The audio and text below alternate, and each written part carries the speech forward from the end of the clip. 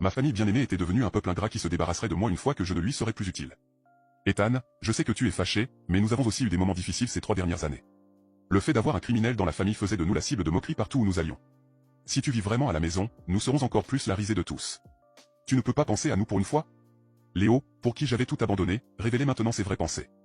À leurs yeux, je n'étais plus qu'un fardeau, celui qui avait fait honte à la famille.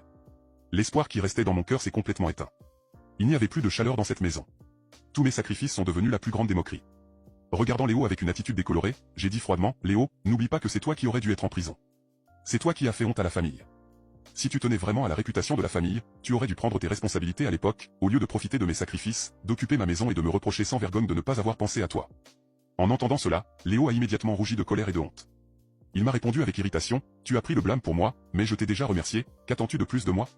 Tu es mon frère aîné, n'était-ce pas ton devoir, et as-tu vraiment besoin de me rappeler sans cesse une affaire aussi insignifiante? Léo a parlé comme si ma condamnation à 3 ans de prison était comparable à l'époque où je lui donnais le plus gros morceau de poulet. Son simple merci était censé être tondu quand tu donnais l'addition. Mon père, comme d'habitude, a défendu Léo et m'a grondé.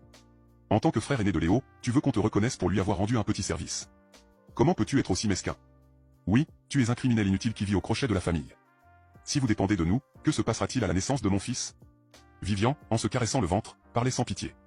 Ma mère aussi a pris un air sérieux et a dit sérieusement, Ethan, ton père et moi espérons toujours avoir un petit enfant, tu n'es plus tout jeune. Même si tu vas louer un appartement pour toi, c'est ce qu'il faut faire. Il se faisait écho, chaque phrase me transperçant le cœur comme un couteau aiguisé. J'étais complètement déçu, mais mes yeux larmoyaient encore de manière incontrôlée. En les regardant, j'ai dit d'une voix brisée, ce n'est pas étonnant qu'il ne m'ait pas rendu visite une seule fois pendant les 3 ans que j'ai passés en prison.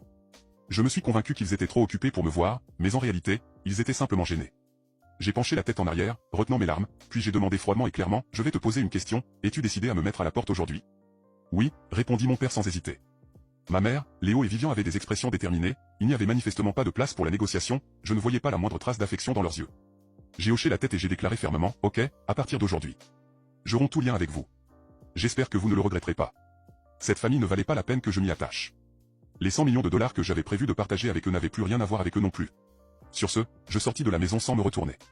Derrière moi, j'ai entendu le rugissement de ressentiment de Vivian, arrête de faire semblant.